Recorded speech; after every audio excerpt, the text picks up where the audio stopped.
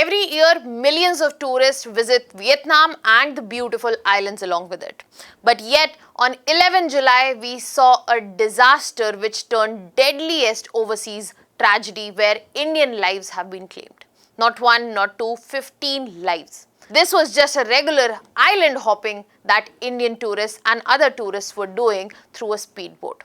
But the question here is, was this a weather-induced natural disaster, or we have to account the human error, the human lapses that have taken place? Hello everyone, welcome to Vajram and Ravi's Flash News. My name is Shubhangi Singh, and in today's session we are going to discuss in detail that what went wrong in Vietnam where a speedboat capsized. So when we are talking about this tragedy, as of now what we are seeing that the 15 lives of Indian tourists that has been taken by this disaster, they are being repatriated back to our country. But let us go back and see what exactly happened. So now when we are looking at this tragedy, there was a speedboat which had 32 Indian tourists and 15 crew members which were present on that very boat, and all of a sudden that boat capsized in the May Rut Ngoai Islet in the Phu Quoc Island. Now when we are talking about these 32 Indian tourists, 15 tourists unfortunately lost their lives, rest of them were rescued. The boat had overturned all of a sudden about 400 meters away from the shore. Now when we are talking about this incident, unfortunately this is one of the deadliest accidents that have claimed Indian tourist lives overseas, and this is where multiple questions are arising, not just about tourist safety but also the maritime regulations and disaster preparedness. And this is where this is something that India also needs to understand and learn, because such tragedies, boat capsizing, is also common in our country. Now when we are looking at this incident, let us try to understand, was it a natural weather-induced disaster or it was a human error? Now when we are looking at the circumstances which led to this capsizing, we are seeing that natural factors were also involved. For example, we saw there were strong winds and presence of high waves. And all of a sudden we saw extremely rough sea even though there was no rainfall. Now, when we are looking at those islands, the islands have very narrow channels present, and because of these narrow channels, the strong current are generated and water becomes very turbulent. So these are the factors which were definitely present, but at the same time we cannot ignore the human factors which were also present. For example, we have to see that captain decided to sail the boat despite the conditions had already started to worsen. There are also questions about how compliance and how also weather advisories should be ensured in terms of compliance. Apart from that, there is expectation that there was shortcoming in terms of operational risk assessment, and as of now the investigation has already been launched. So as of now, the tragedy does appear to be a combination of natural hazards as well as human lapses, but this also clearly illustrates that how disasters can amplify or how disasters can often rise with interaction of factors across the board. Now this is where we have to understand that what exactly was done after this. So immediately Vietnam responded, where we saw a high level investigation coming in.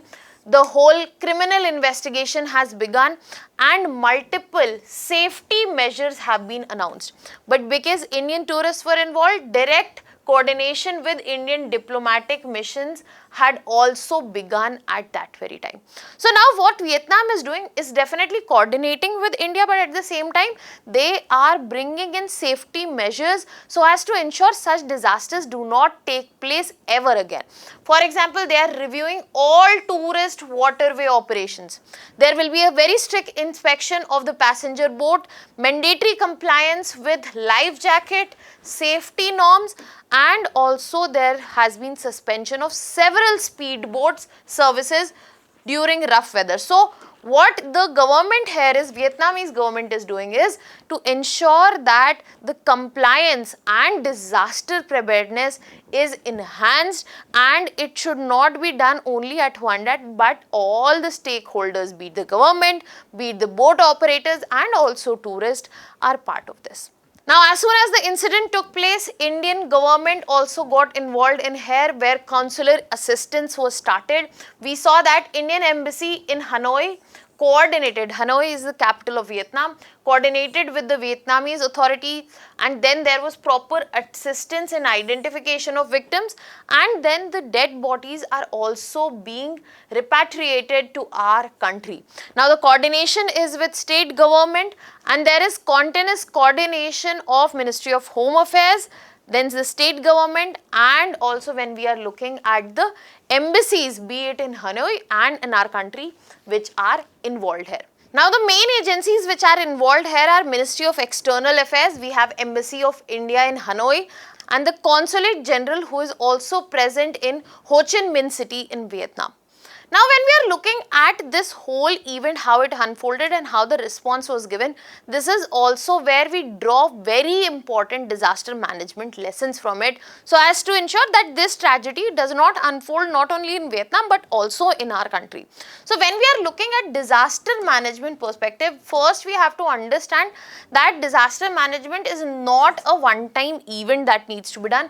It is a proper cycle which needs to be prepared for. So, if we are looking at a disaster, it is not only about what response has been done, we have to ensure proper recovery, then prevention, mitigation needs to be done, and also preparedness if the disaster strikes again.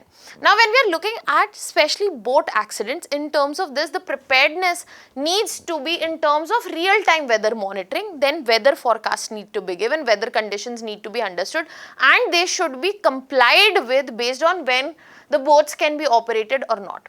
There should be proper mandatory safety briefing before departure, so that the tourists, the passengers, they know what is to be done, just like it is done in airplanes. And also crew emergency drills, so that the crew which is present on the boat knows how to manage the situation in an emergency. Now, this is when we are expecting the disaster. How can we work towards prevention? Dynamic cancellation if the weather is not allowing the tour.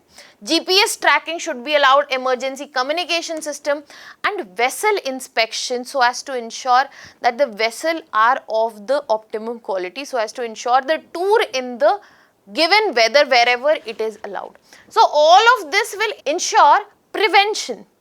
And then when we are looking at other aspects such as response, this is where we have to focus that the response need to be rapid and immediate, so that maximum rescue can be done, medical evacuation if anyone needs medical attention, and when we are looking at international lives involved, this is where the diplomatic action needs to be and the coordination needs to be rapid. Then after this, of course, there is recovery and rehabilitation, where there is compensation involved, where there is psychological support involved, where there we have to understand that what regulatory reforms can be made based on the lessons that have been learned. And when we are looking at this particular accident, we have to immediately draw a parallel how we have seen multiple accidents just like this happening in India, and draw right lessons and make right policies well in time. Now, what are your thoughts on this? Let me know in the comment section.